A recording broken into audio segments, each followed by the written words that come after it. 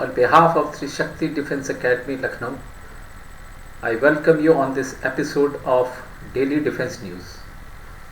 आज हम बात करने जाएंगे इंटरनेशनल में क्या डिफेंस न्यूज़ आई है और नेशनल लेवल पे क्या चीज़ आई है। इससे पहले कि मैं जाऊँ, हमारे चैनल को आप सब्सक्राइब करना ना भूलिएगा और लाइक कीजिएगा, वीडियो को जितना से ज़्यादा हो शेयर कीजिएगा।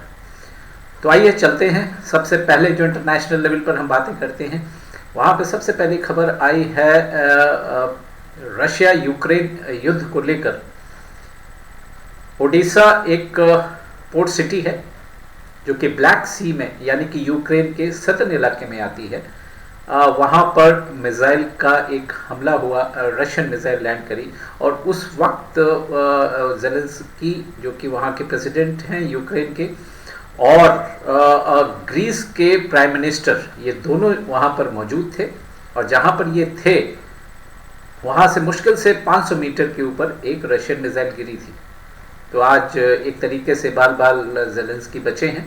सो this is the news from Russia Ukraine war. Odisha, अगर आपको ज्ञात हो, Russia wants to recapture Odisha. Odisha पहले उनके कब्जे में था काफ़ी हद तक, लेकिन उसके बाद इन्होंने वहाँ से विड्रॉ किया और अब उसको जो है वापस कैप्चर करना चाहता है। अगली खबर आई है जो कॉमर्शियल शिप्स, जैसे कि मालूम है हुतीज़ की सी पायरेट्स जो हैं और आर्म पीपल हैं जिनको की सपोर्ट यमन से पूरा मिल रहा है और ख़ास तौर पे ईरान से सपोर्ट मिल रहा है। वो जितने भी कॉमर्शियल शिप्स जा रहे हैं जो कि इज़राइल के लिए आते हैं या अमेरिका के शिप्स हैं और या ऐसे कंट्रीज़ के लिए जो कि इज़राइल को सपोर्ट करता है, उनके शिप्स पर ये लोग अटैक करते हैं। तो ऐसा ही एक शिप आ रहा था जो कि बारबाडोस का लेकिन फ्लैग था उसका, एंड शिप का नाम है true confidence, and this has been attacked by the Houthi rebels and in which two crew members they have died, and जो बाकी जो थे वो भी crew members जहाज को छोड़ के भाग गए। and the rescue operation is on in which Indian Navy as well as American Navy they have launched a rescue operation to rescue people from the commercial ship as also the whatever material they can recover. So but this is the first time when a ship has been directly attacked and it is totally damaged, I would say. अगली खबर आती है हमारे पड़ोसी मुल्क मालदीव से, जहाँ के कि प्रेसिडेंट मोहम्मद मोइज़ू, जैसे कि मालूम है ये प्रो चाइनीज़ लीडर हैं और इन्होंने चाइना के साथ एक डील करी है जो कि training of non lethal military equipment के बारे में। अब नॉन लीथल मिलिट्री इक्विपमेंट क्या होता है, जैसे कि टीयर गैस हैं, पेपर स्प्रे हैं और इसी टाइप की जो आर्टिकल्स होते हैं, जो जो जो जो आर्म्स होते हैं, एमुनिशन होता है एक तरीके से, this is also an ammunition. तो ये इसके ऊपर उनको ट्रेन करना, वहाँ की जनता को, वहाँ की पुलिस को, वहाँ की फौज को, उसके लिए एक डील हुई है चाइना के साथ। यानी कि चाइना की एंट्री मालदीव्स में होने जा रही है।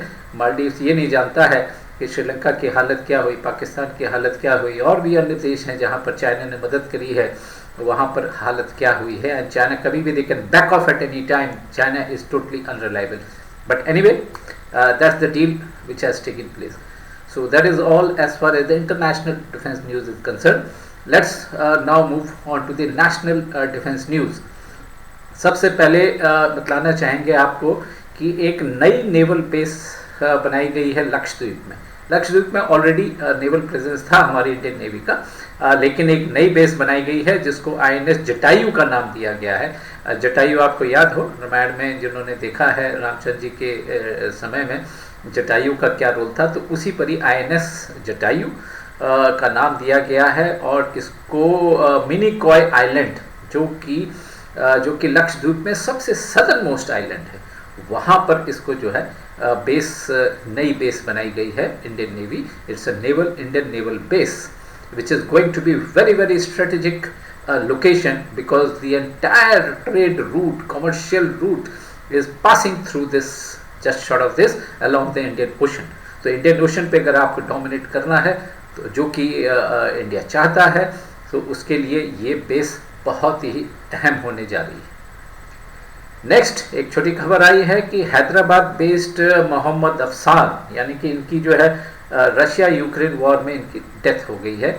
अब हो ये रहा है कि वहाँ पे बहुत सारे भारतीय रशिया जाते हैं, घूमने के लिए जाते हैं वीज़ा के थ्रू, एंड एजेंट्स हैं जो इनको लेकर जाते हैं। लेकिन जब ये वहाँ पर जाते हैं तो इनको वहाँ के एजेंट्स कहीं और दूसरी देश में जाने के लालच में कि वहाँ पर वीज़ा की कोई ज़रूरत नहीं पड़ेगी, और वहाँ ले गए, वहाँ पे बेलारूस हो चाहे और भी कंट्रीज़ हैं कि चलिए आपको वहाँ भी घुमा देंगे, और वहाँ पे वीज़ा इनके पास था नहीं, ये लोग फंस जाते हैं। और फाइनली इनको क्या करते हैं, रशियन जो बोलते हैं जी आप हमारे साथ, हम आपको मदद करेंगे but you fight for us.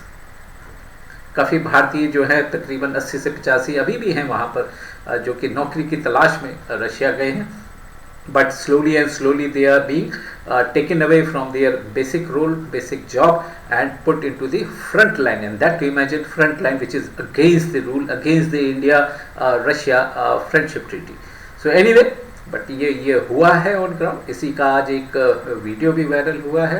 इन्हीं के और जो 6-7 लोग हैं जो वहाँ पे फंसे हुए हैं, उन्होंने आह्वान किया है इंडियन एम्बेसी से कि हमको जो है यहाँ से निकाला जाए, हमको यहाँ से बचाया जाए। तो इसी वॉर में he must have been, he was deployed there, he was being used as in the front line, and that is how he has been killed in the Russia Ukraine war.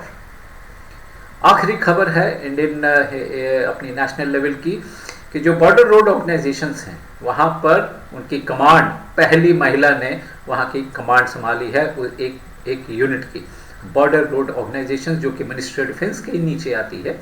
तो वहाँ पे first women is taken over the border road organisation unit.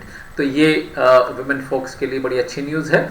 तो that's all friends we have today in the daily defence news. So अगले दिन फिर मिलेंगे, कल फिर मिलेंगे आपको नई खबर के साथ। हमारे चैनल को सब्सक्राइब करना मत भूलिएगा, वीडियो को लाइक करिए और शेयर करिए अधिक से अधिक। जय हिंद व्यूअर्स।